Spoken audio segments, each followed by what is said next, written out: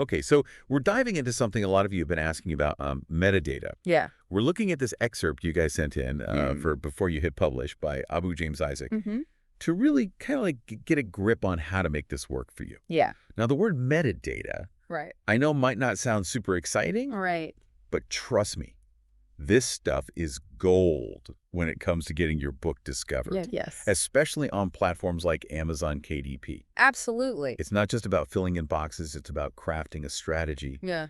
Think of metadata as your book's secret weapon in a crowded marketplace. Yeah. And, the excerpt mentioned a potential 30% increase in discoverability with optimized metadata. Yeah, 30%. That's huge. That's a lot. That could be a game changer Yeah. for an author. Yeah.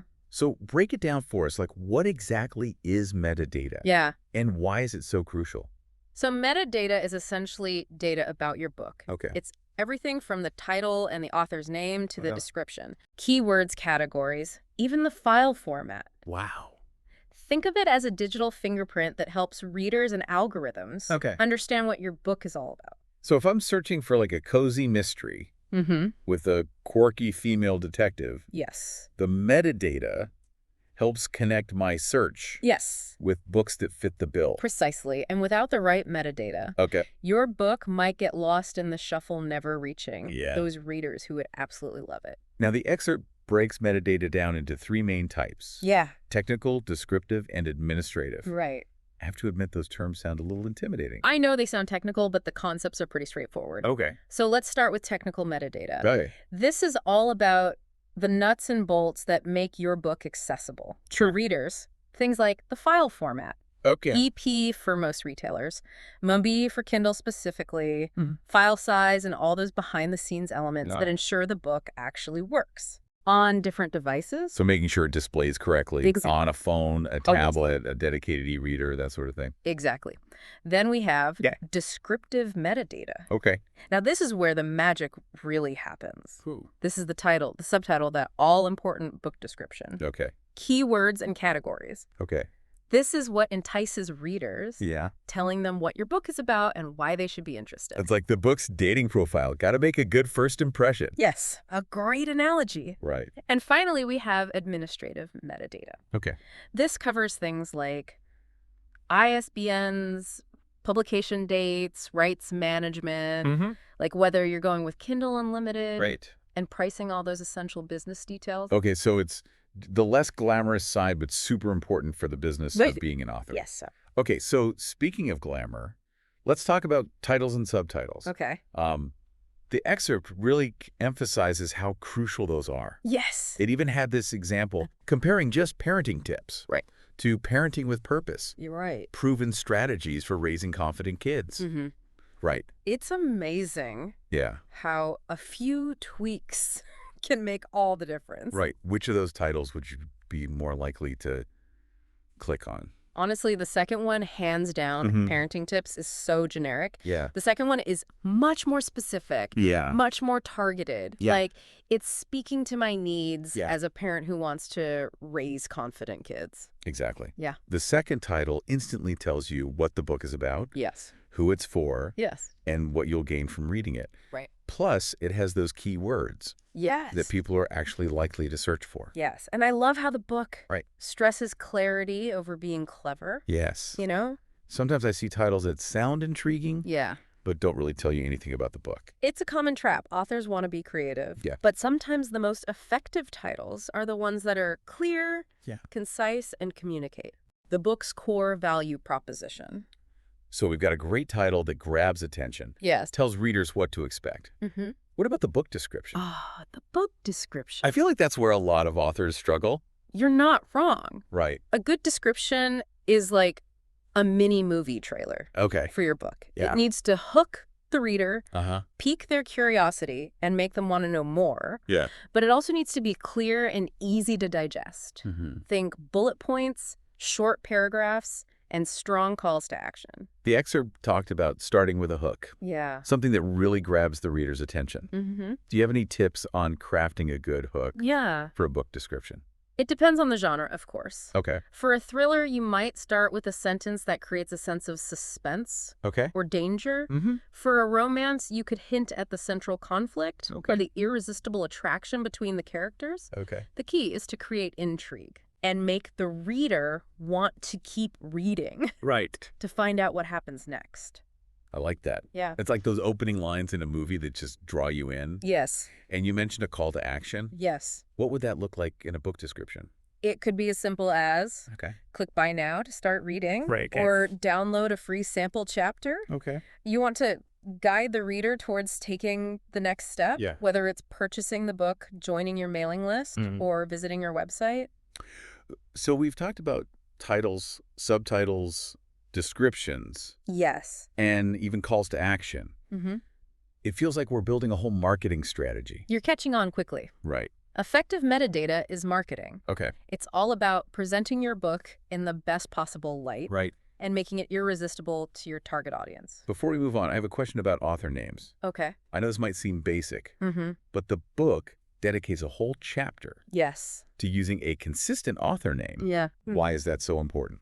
Consistency is key for building a recognizable Okay. author brand. Okay. If you're using different variations of your name Right. or switching between a pen name and your real name, Yeah.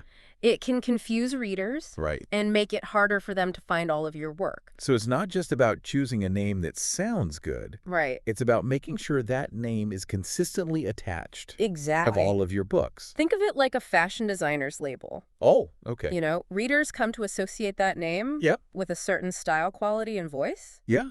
Consistency builds recognition and loyalty. That makes so much sense. Yeah. It's like if I love a book by an author, Yeah. I'm going to look for more books by that same author. Right.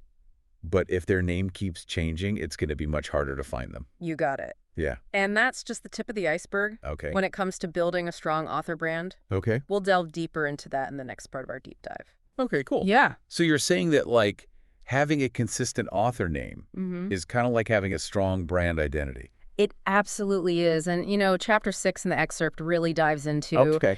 how metadata itself is an extension of your brand. Okay. It's not just about keywords. It's about presenting a consistent image All right. to readers. I can see that. Like, if I see a book with a really cool cover Yeah. and a description that completely hooks me, Yes. I start to form an image of that author in my mind. Exactly. Metadata shapes those expectations. Okay. If your books are all over the place Right. in terms of genre tone, even the way you write those descriptions, Right. readers won't know what to expect from you. And if they don't know what to expect, they might hesitate Right. to buy your book. It's a risk, Yeah. right? Consistency builds trust. Okay. If you're constantly changing things up, it can make your brand feel disjointed. Yeah. And I don't just mean author name. Okay. It's about aligning your metadata with your overall author voice. Okay. I'm curious, what does that mean exactly? Well, Aligning metadata with your author voice. think about it this way. If you write humorous, cozy mysteries, Okay. but your descriptions are super serious and academic, Right. it's going to feel off, right? Totally. There's a disconnect. It's like showing up to a party Yes, in a costume that doesn't match the theme. exactly. Your metadata needs to reflect the Oh. tone and style of your writing. Yeah. It's all about creating a cohesive experience for the reader. So consistency is key. Yes. But what are some common branding mistakes authors make with their metadata that we should try to avoid? Inconsistency with author names is a big one, like we discussed. Right. But even when using the same name, Okay. not thinking about reader expectations can be a problem. Okay. Let's say you've built a following for your fantasy romance series. Uh-huh. Then you suddenly release a hardcore thriller under that same author name without any warning. Well, I can see how that would be jarring for your readers. Like when your favorite band Yes. releases an album that sounds totally different from their previous work. You might alienate your core audience if you make a drastic shift without any explanation. So if you're going to experiment with different genres or styles, Right. it's important to be really intentional Yes. about how you present that to your readers. Absolutely. Be upfront about the change, explain why you're making it, and what readers can expect.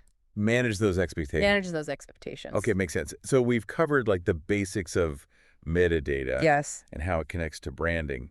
But what happens when things aren't working? Right. You know you've done everything right, Yeah. But your book just isn't getting the visibility you hoped for. Right. What then? That's where Hinder 7 in this excerpt comes in. Okay. It's all about troubleshooting common metadata pitfalls. Perfect. So what are some red flags Yeah. that might indicate there's a metadata issue? One of the most obvious signs is a sudden drop in sales or visibility. If your book was performing well, right, and then suddenly it's not, it could be a sign that your metadata needs a refresh. So we can't just hit publish and forget about it. Exactly. We need to actually track the book's performance. Amazon KDP provides some really useful reports that can help you monitor sales trends, keyword performance, and even reader engagement. Don't be afraid to dive into those reports and look for clues. Okay, so let's say we've identified a potential metadata issue. What's the next step? The book mentioned doing a metadata audit. Yes. What does that involve? A metadata audit is basically a thorough checkup for your book's metadata. You go back to that checklist of elements we talked about earlier. Title, subtitle, description, keywords, categories. Make sure everything is still accurate, relevant, and optimized. So are my keywords still relevant? Yes. Do my categories still make sense? Exactly. Is my description still engaging, that sort of thing? Precisely. It's also a good time to check for any errors or typos. And to make sure your description is formatted in a way that's easy to read and scannable. I'm starting to realize that metadata isn't a set it and forget it kind of thing. Got it. It needs to be maintained and updated regularly. Trends change. Right. Reader preferences evolve, and the competition is always increasing. Wow. You need to stay ahead of the curve to keep your book visible and appealing. It's like tending a garden.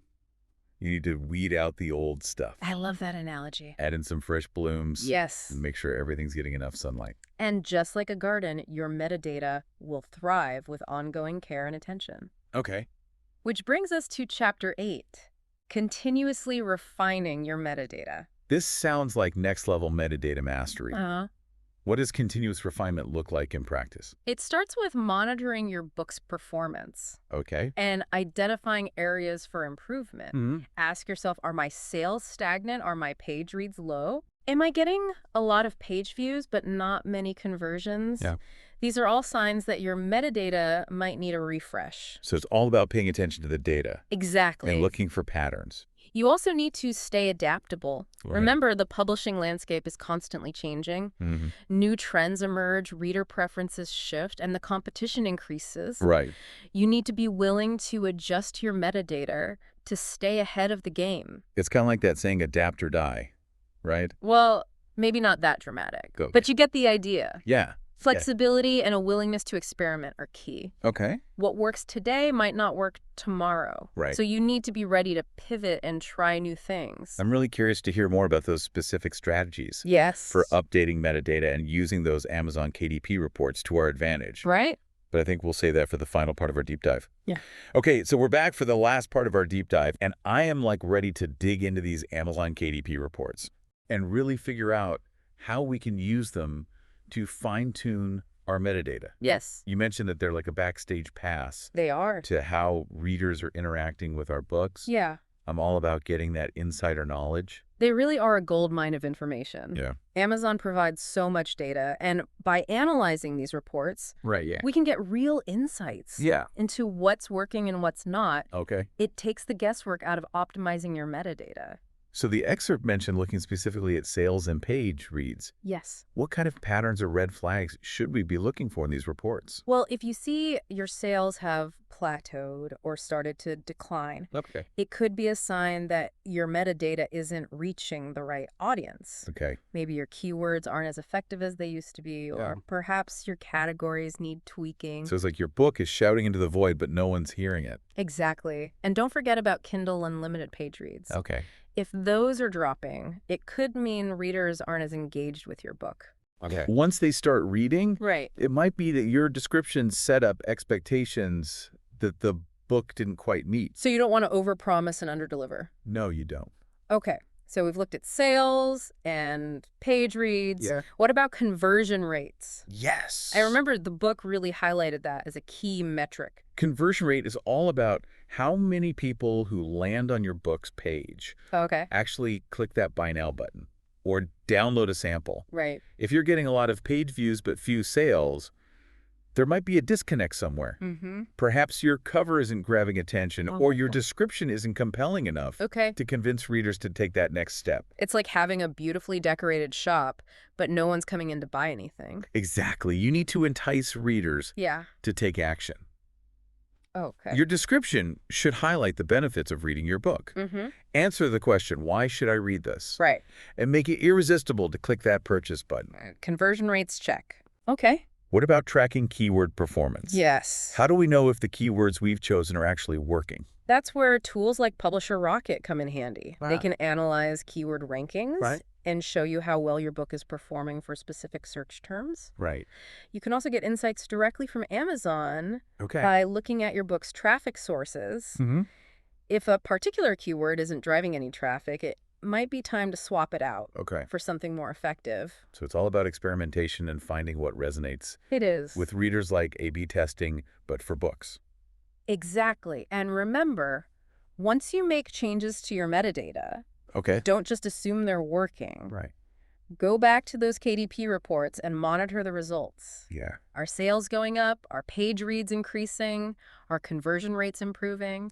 If not, it might be time to try something else. I'm definitely getting this sense that metadata optimization is an ongoing process. It absolutely is. Not a one-time task. The publishing landscape is constantly evolving. Right. New trends emerge, reader preferences shift, and competition intensifies. Yeah. To stay ahead of the curve, you need to embrace the idea of continuous refinement. Regularly review your metadata, make strategic tweaks, and let the data guide your decisions. This has been such an insightful deep dive. It has. I feel like I have a much better grasp on metadata. Good. And the strategies involved in creating effective metadata. Yes. That actually helps readers find our books. I'm glad to hear that. If there's one thing I hope you take away from this, is that metadata is more than just a technical detail. It really is. It's a powerful tool. Absolutely. It can make a real difference in the success of your book. It's like the secret sauce that can take your book from hidden gem to bestseller. Any final thoughts for our listeners? Don't be afraid to experiment. Use the data to inform your decisions. And most importantly, keep learning and evolving. The world of metadata is constantly changing. So embrace the challenge and never stop refining your approach. That's great advice. So for everyone listening, if you're feeling inspired to take a deep dive into your own metadata, grab a copy of Before You Hit Publish by Abu James Isaac. Or explore some of the resources mentioned in this episode. Absolutely. Remember, your book deserves to be discovered. It does. With the right metadata strategy, you can help it reach its full potential. And connect with the readers who are waiting to find it. You got it.